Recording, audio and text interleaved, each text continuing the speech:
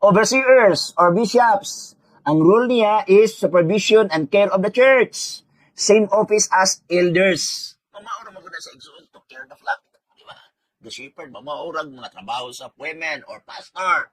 Okay, trabaho sa evangelist, di man buta sabot kay ikaw evangelist nagwali ka, di nakakabalo mo duaw, di nakakabalo mo ampo. Okay? So mo na siya igsoon. Pero asubang ko sa pag-ingon, atubangan sa Ginoo wala na sila labaw, dili dako, dili gamay. Mo na nga mag-ulta usahay igsoon bisan pag asa nga mga simbahan nga ang opisina awayan. Lalisan. Sa nagi ko na rooted in the Bible. Focus in election. Muna before sa election, agagag mga isyo. Before sa election, butang-butangan ang tao. Biktima ko ana igsoon. Biktima ko ana before election. Okay? So, muna siya ng mga pinangga. Bisan pag sa mga local churches, naagi ako na, not even.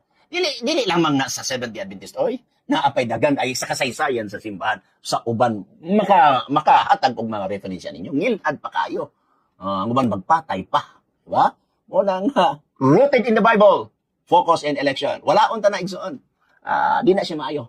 Instead na focus on election, focus sa mission. Kung sa mission sa Seventh-day Adventist, the mission of Seventh-day Adventist is to proclaim the everlasting gospel in the context of three angels' message.